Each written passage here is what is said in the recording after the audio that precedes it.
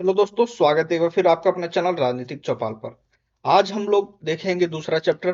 चूंकि आपका बोर्ड का एग्जाम नजदीक है तो बहुत तेजी से हम लोग चल रहे हैं। भारत के विदेश संबंध, इसमें कुछ ऐसे टॉपिक्स भी आएंगे जो कि हम लोग समकालीन विश्व राजनीति में पढ़ चुके हैं। तो उन चैप्टर्स को, उन टॉपिक्स को और तेजी से करते हुए हम लोग आगे बढ़ेंगे, जो कि आपके दोनों एग्जाम में काम आएगा, दोनों पेपर में काम आएगा, और आप उसका रिवीजन भी हो जाएगा और हम लोग आगे भी चलेंगे। तो शुरू करते हैं। भारत की आजादी बताने की जरूरत नहीं कि कब आजादी हुई थी। जब आजादी हुई थी तो भारत के प्रधानमंत्री जो है पंडित जवाहरलाल नेहरू थे, और पंडित जवाहरलाल नेहरू ही जो है विदेश मंत्री भी थे। क्लियर है पहले? ठीक है। और इन्हीं के उसमें विदेश नीति का निर्माण होता है।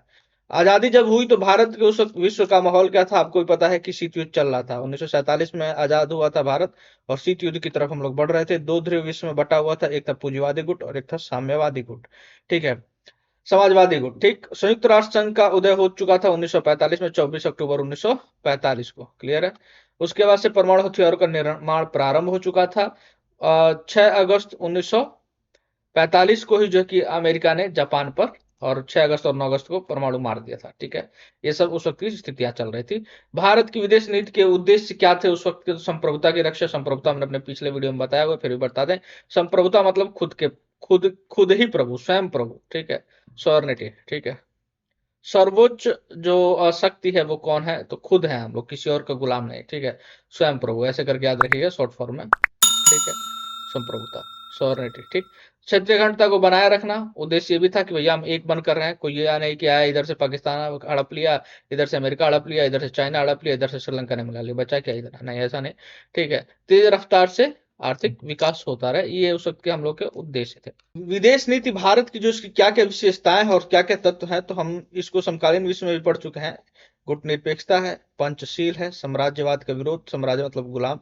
ठीक है, जैसे किसी देश ने छोटे देश को पर आक्रमण करके या किसी भी तरीके से उसको गुलाम बना रखा है तो साम्राज्यवाद है। उपनिवेशवाद भी आप कह सकते हैं। साम्राज्यवाद जैसे चीन है, अपना अपना इलाका फैलाया जा रहा है, ये क्या है? ये साम्राज्यवाद है कि ये इतना सा था लेकिन फैलाया जा रहा है, दूसरों को अपना मिलाया जा रहा है। क्या है?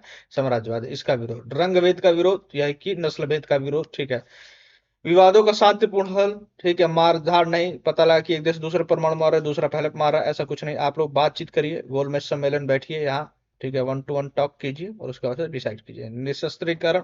ठीक है, कि हथियारों को जो है समाप्त किया जाएगा, कम किया जाएगा। अंतर्राष्ट्रीय मामलों में सक्रिय भागीदारी। और वसुधैव कुटुंबकम, पूरा दुनिया जो है एक देश है। कुटुंबकम मतलब घर। ठीक है, पूरी दुनिया क्या है? घर है। ओके, बात की इसको प्रभावित करने वाले कारक कौन से? तो आंतरिक कारक है और बाह्य कारक है। ठीक है, आंतरिक कारक में आपको पता है कि देश के अंदर वाले जो जितने भी फैक्टर्स होंगे वो आएंगे, और बाहरी कारक जो तत्कालीन स्थितियों में देखकर जो विदेश में चल रहा है उसके आधार पर अपनाए जाने वाले कारक होंगे। पंचशील समझौते की बात कर लेते हैं कि पंचशील समझौता क्या है। तो पंचशील समझौता के बारे में हम आपको बताएं कि ये 24 अप्रैल 1954 को जो है, कौन कौन? भारत के से पंडित जवाहरलाल नेहरू, और चीन के उस प्रधानमंत्री से चाउ एन लाई। ये नाम याद रखिएगा, कई बार पूछ देता है। ठीक है, वहां का पीएम थे चाउ एन लाई, चीन के प्रमुख। ठीक है, और इन्होंने 5 सिद्धांतों पर इन दोनों ने हस्ताक्षर किए। पहला ये था कि एक दूसरे पर आक्रमण नहीं करेंगे, एक दूसरे पर आक्रमण नहीं करेंगे। एक दूसरे के इंटरनल मामले जो है उसमें जो है हस्तक्षेप नहीं करेंगे। ठीक है, क्षेत्रीय अखंडता को का आदर करेंगे। क्लियर है? क्षेत्रीय अखंडता का मतलब ये है कि ये हमारा क्षेत्र है। ठीक, ये भारत कह रहा है, मान लीजिए भारत कह रहा है कि हमारा क्षेत्र है, सपोज ऐसे इतना ले लीजिए। ठीक, और ये है भी, तो हम चाइना यहाँ पर है तो कहेगा ठीक है ये आपका, ये नहीं कहेगा नहीं नहीं ये हमारा है, जो कि वर्तमान में करता रहता है अरुणाचल वगैरह के साथ। ठीक है, फिर समानता और परस्पर मित्रता की भावना एक दूसरे के साथ, और शांतिपूर्ण सह अस्तित्व। एक साथ जिएंगे, एक साथ जीने देंगे शांतिपूर्ण तरीके से। ठीक है, एक दूसरे का अस्तित्व बनाए रखेंगे। चलिए, रूसो एशियाई एकता क्या है? तो मार्च 1971 में, 1947 में, सॉरी, मार्च 1947 में पंडित जवाहरलाल नेहरू के नेतृत्व में एशियाई संबंध सम्मेलन का आयोजन किया गया था। ठीक है, और यहीं से ये फिर हुआ कि 1955 में हम लोग मिलेंगे, और 1955 में इंडोनेशिया के सर बांडुंग में एफ्रो एशियाई सम्मेलन का आयोजित हुआ, और यहीं से गुट निरपेक्ष आंदोलन की नींव पड़ी। ठीक है, पिछली बुक में हम लोग ये पढ़ चुके हैं कि ये वेरी इंपॉर्टेंट है, गुट निरपेक्ष आंदोलन, बांडुंग सम्मेलन। ठीक है, 1955, ये एकदम एग्जैक्ट पूछा जाता है कि प्रथम सम्मेलन कब हुआ, कहाँ इसकी उत्पत्ति हुई, ये सब मोस्ट इंपॉर्टेंट है। क्लियर है? अच्छा, गुटनिरपेक्षता क्या है? तो यहाँ एक लाइन में बताते चले कि दोनों महाशक्तियों में से किसी में शामिल नहीं होना। दोनों महाशक्ति, आपको पता है कि विश्व जो है दो ध्रुव में बटा हुआ था, ये विश्व है। ठीक है, ये पश्चिमी जगत है, ये पूर्वी जगत है। ठीक है, तो पश्चिम में अमेरिका था, पश्चिमी यूरोप वगैरह था, पूर्व में यूएसएसआर थे, और पूर्वी जर्मनी वगैरह और बाकी सब देश थे। विचारधाराओं की भी लड़ाई थी, वो यहाँ डिस्कस नहीं करना है। ठीक है, तो इन दोनों गुटों में नहीं शामिल होना, दोनों ध्रुव में किसी में ही शामिल होना ही क्या था, गुट में पेश था। क्लियर। बात करते हैं भारत चीन संबंध की और भारत चीन की क्रोनोलॉजी को समझते हैं। तो 1949 में जब चीन आजाद हुआ था, वहां की क्रांति हुई, कम्युनिस्ट पार्टी को जो माना, तो भारत जो पहला देश था जिसने उसको मान्यता प्रदान किया। क्लियर है। 1950 में चीन ने तिब्बत पर नियंत्रण कर लिया, भारत चुप रहा। 1954 में भारत के प्रधानमंत्री, हमने भी बताया, 29 अप्रैल 1954 को इन्होंने पंचशील समझौता किया। ठीक। 1959 में जो है वहां के धार्मिक नेता थे जो तिब्बत के दलाई लामा, वो भारत चले, भारत ने इनको शरण दिया, हिमाचल के धर्मशाला में ये रहने लगे। ठीक है। और 20 अक्टूबर 1962 में चाइना ने जो है भारत पर आक्रमण कर दिया, भारत की हार हुई। ठीक है। और मार वार के भारत को, और उसके बाद उसने एक तरफा घोषणा कर दिया कि युद्ध विराम हो गया। 1976 में क्या हुआ कि फिर से राजनयिक संबंध शुरू होते हैं, 62 लगभग 14 साल बाद, 14 वर्षों के बाद। ठीक है। और 1979 में अटल बिहारी वाजपेयी विदेश मंत्री के रूप में चीन यात्रा पर जाते हैं। 1988 में राजीव गांधी प्रधानमंत्री के रूप में चीन यात्रा पर जाते हैं। 2003 में अटल बिहारी वाजपेयी प्रधानमंत्री के रूप में चीन यात्रा पर जाते हैं। और मोदी जी की गवर्नमेंट में शी जिनपिंग जो भारत की यात्रा पर आया, और कैलाश मानसरोवर का वैकल्पिक मार्ग खोला गया। ठीक है, ये याद रखिएगा। जब वो झूला झूला रहे थे, वीडियो भी वायरल हुई थी, आप देखे होंगे। भारत और चीन के बीच विवादपूर्ण मुद्दे कौन से हैं, तो सीमा विवाद। चीन और भारत के बीच जो मैकमोहन रेखा है, ये 1914 जो में हुआ था, इसको वो चीन नहीं मानता है। ठीक है। अगर मैप को आप ऐसे करके देखें, ठीक है, एक, और सपोज ऐसे अब आगे चला गए, ठीक है, मान लीजिए यहीं पर अरुणाचल है ना, तो ये यहाँ से लेकर ये जो यहाँ तक जो है, ये चीन चाइना के साथ जो भी लगता है, ठीक है, ये मैकमोहन रेखा है, इसको नहीं मानता है। इसमें भी दो पार्ट है, लेकिन आप इतना समझिए कि मैकमोहन रेखा है चाइना के साथ, वो इसको नहीं मानता है। ठीक है। दलाई लामा को शरण देना, भारत ने, हमने आपको बताया कि जो तिब्बत के धार्मिक गुरु थे दलाई लामा, उसको शरण दिया, उसको लेकर ये मनमुटाव लेकर बैठा हुआ है। चीन की विस्तारवादी नीति, साम्राज्यवाद, अपना साम्राज्य फैलाया जा रहा है, कभी लद्दाख पर तो कब्जा कर ही रखा है, इधर सिक्किम को भी कभी अपना अंग बताता है, तो कभी इधर अरुणाचल प्रदेश को भी अपना अंग बताता रहता है। क्लियर है। इधर तो नहीं बता सकते क्योंकि ये इधर हिमालय, बहुत बड़ा हिमालय का क्षेत्र, इधर नहीं आ सकता, लेकिन वो आए दिन इधर करता है। बीच में इधर नेपाल भी पड़ जाता है, इधर भूटान भी पड़ जाता है, तो इधर और चांस कम है, लेकिन इधर सिक्किम और अरुणाचल प्रदेश पे वो कब्जा बताता है। और ये आपके लद्दाख पर तो उसने, लद्दाख के जम्मू कश्मीर कुछ पार्ट पर तो कब्जा किया है। चीन द्वारा पाकिस्तान का समर्थन, ये पाकिस्तान को आपको पता है पैसा वैसा दे रहा है। भारत के परमाणु परीक्षणों का विरोध, इसका ये हमेशा विरोध करता है। इसी की वजह से भारत जो है कि आपके उसमें भी नहीं शामिल हो पाता है, यूएन के सिक्योरिटी काउंसिल में। क्लियर है। सुरक्षा परिषद में नहीं शामिल हो पा रहा है। चीन के युद्ध के प्रभाव क्या क्या हुआ, तो भाई स्वाभिमान को ठेस पहुंचा भारत के, क्योंकि भारत आ चुका था, कई सैन्य कमांडरों ने इस्तीफा दे दिया। जो उस वक्त के रक्षा मंत्री जो थे बी के कृष्ण मेनन, उन्होंने त्यागपत्र दे दिया। नेहरू की आलोचना हुई, उपचुनाव में कांग्रेस की हार हो गई। 1964 में कांग्रेस कम्युनिस्ट पार्टी का विभाजन हो गया, ये हमने बताया हुआ है कि इसका रीजन क्या था, यहाँ नहीं बताएंगे। चीन का पक्ष इधर मार्क्सवादी भारतीय कम्युनिस्ट पार्टी सीपीआईएम का गठन, आप इस लाइन को ठीक से अगर पढ़ेंगे तो आपको समझ में आ जाएगा। ठीक है। जो चीन का पक्ष कर रहे थे, पक्ष ले रहे थे, उन्होंने अपना अलग पार्टी बनाकर सीपीआईएम बना लिया। जो भारत के सपोर्ट में थे वो सीपीआई में ही रह गए। क्लियर। 1964। भारत पाकिस्तान के संबंधों की क्रोनोलॉजी को समझे अगर, तो 14 अगस्त 1947 को आपको पता है कि भारत आजाद हुआ था, इससे अलग होकर पाकिस्तान बन गया।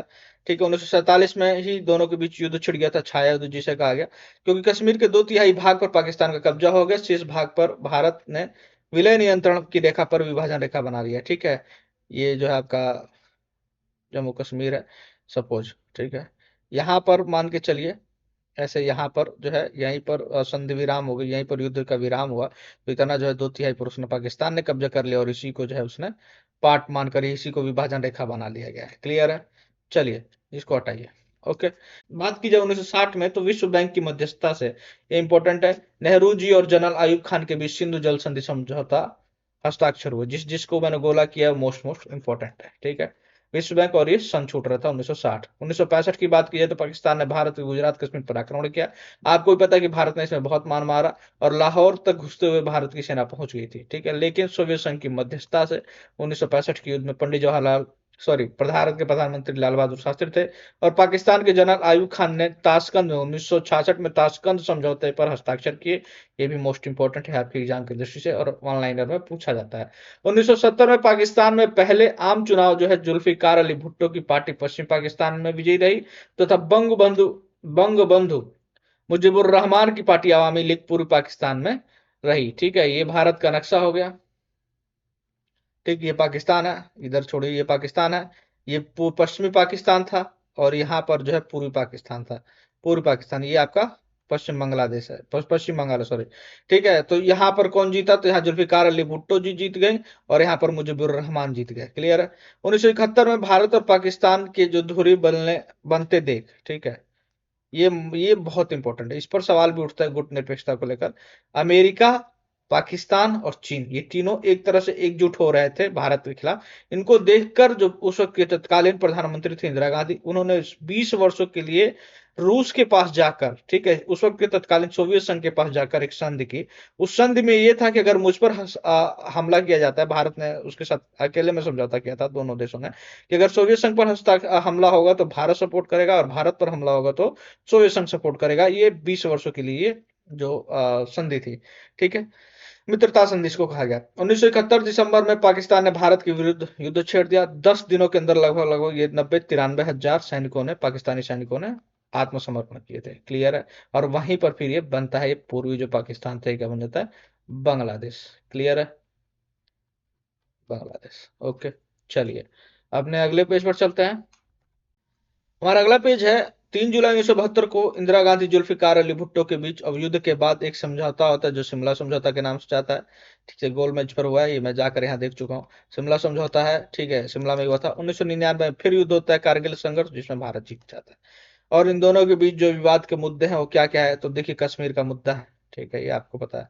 आतंकवाद का मुद्दा है, पाकिस्तान आतंकवाद को समर्थन देता रहता है, पाकिस्तान घुसपैठ कराता रहता है भारत में, ये कुछ मुद्दे हैं, ठीक है। इसके अलावा भी जैसे सतक्रिक का मुद्दा हो गया, ठीक है, कई और मुद्दे भी हैं, लेकिन फिलहाल में आप इन तीन को याद रखिए। अब बात करते हैं भारत के परमाणु कार्यक्रम की। देखिए, इसको भी क्रोनोलॉजी के माध्यम से समझते हैं। भारत के परमाणु ऊर्जा के जनक कौन है, ये ध्यान रखिएगा, मोस्ट इंपोर्टेंट। ठीक है, होमी जहांगीर भाभा। होमी जहांगीर भाभा 1948 में भारतीय परमाणु ऊर्जा के आयोग की स्थापना की थी। Most important. ठीक है, कब की थी, किसने की थी? ठीक, अक्टूबर 1964 में चीन ने परमाणु परीक्षण किया। ठीक है, इसके 10 साल बाद भारत ने भी किया, मई 1974 में।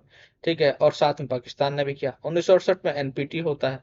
ठीक है, और 1995 में भारत द्वारा एनपीटी और सीटीबीटी सीटीबीटी पर हस्ताक्षर करने से मना कर दिया जाता है। मई 1998 में भारत ने एक साथ 5 परमाणु बमों का परीक्षण किया, और कुछ ही दिन बाद उसी साल जो है, मई में ही जो है कि पाकिस्तान ने भी किया। भारत की परमाणु नीति की बात की जाए तो भारत ने यह किया है कि हम परमाणु का प्रयोग शांतिपूर्ण कार्यों के लिए करेंगे, इसका पहले प्रयोग नहीं करेंगे। और दूसरी चीज कि अब इसका प्रयोग करने के लिए सिर्फ कोई एक आदमी के पास नहीं, इसका एक टीम है। ठीक है, टीम के जरिए ही होता है, वो आप समझेंगे, छोड़िए, यहां समझिए। परमाणु हथियारों के प्रयोग करने की सर्वोच्च शक्ति सर्वोच्च राजनीतिक सत्ता के हाथ में होगी। ठीक है, सैनिक के हाथ में नहीं है। नेफा के बारे में बात कर लिया तो नॉर्थ ईस्ट फॉरेन एजेंसी, उत्तर पूर्व सीमांत प्रांत अरुणाचल प्रदेश के लिए यूज किया जाता था। एनपीटी परमाणु प्रसार संधि, सीटीबीटी व्यापक परीक्षण निषेध संधि। अगर बात करें कि राष्ट्रीय नेतृत्व किस प्रकार विदेश नीति को प्रभावित करता है, ठीक है, तो देखिए इसमें 4-5 पॉइंट हैं। पहला, ये नेतृत्व करने वाला दल की विचारधारा का प्रभाव। मान लीजिए ए नाम की कोई पार्टी है, ठीक है, जिसके शासन में उसने सोच रखा है कि पाकिस्तान कुछ भी कर लेगा, पाकिस्तान के साथ संबंध अच्छे करेंगे। ठीक है, वो हमको मारता जाएगा, लेकिन हम उसको बातचीत के जरिए ही बातचीत करेंगे। ठीक है, और एक बी नाम की पार्टी है, उसने कहा कि कोई पाकिस्तान अगर मारेगा तो हम भी मारेंगे। ठीक है, ये क्यों मारेगा? ये मारेगा तो हम भी मारेंगे, तू भी मत मार, हम भी नहीं मारेंगे, बात खत्म।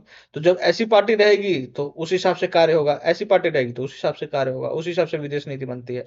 दल के ऐतिहासिक प्रभाव का चरित्र ये भी बहुत मायने रखता है कि दल किसका, उसका इतिहास कैसा है। ठीक है, वो किस विचारधारा को लेकर चल रही है। ठीक है, फिर गुट निरपेक्ष, नेहरू जी द्वारा गुट निरपेक्षता की नीति को अपनाना।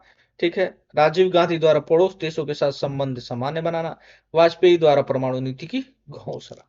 ठीक है, ये प्रभावित करने वाले कुछ तत्व है, इनको ध्यान में रखकर ही विदेश नीति बनाई जाती है, ध्यान रखिएगा। क्लियर है? अगला है और अंतिम पॉइंट ये है कि 1977 के पश्चात राजनीति में बदलाव का भारत की विदेश नीति पर क्या प्रभाव पड़ा। तो देखिए, जनता पार्टी सरकार द्वारा सच्ची गुटनिरपेक्षता का पालन किया गया। 1977 वो वर्ष था जब पहली बार गैर कांग्रेसी सरकार बनी थी मोरारजी देसाई के शासन में। ठीक है, सर मोरारजी देसाई पहले प्रधानमंत्री थे, जो गैर कांग्रेसी थे। ठीक, और सोवियत संघ के प्रति जो झुकाव था उसका अंत हुआ था। ठीक है, चीन और अमेरिका के प्रति संबंधों में सुधार हुआ है और वर्तमान में देखिए भारत अमेरिका के साथ अच्छी मित्रता चल रही है। यूएसएसआर का तो संबंध खत्म ही हो चुका है, लेकिन चीन के साथ तो नहीं, लेकिन वर्तमान में भी आप एग्जांपल देकर अमेरिका का लिख सकते हैं। क्लियर है? सोवियत संघ के प्रति जो झुकाव अंत हुआ है, ठीक है। और उसके बाद से हम आपको एक चीज और बताएं कि क्षेत्रीय सहयोग बढ़ाने पर जोर दिया गया। चाहे आप यहाँ पर डाल सकते हैं सार्क का उदाहरण, ठीक है। ये कब हुआ? 1985 में बना था, ठीक है। 8 दिसंबर 1985 को सार्क बन गया।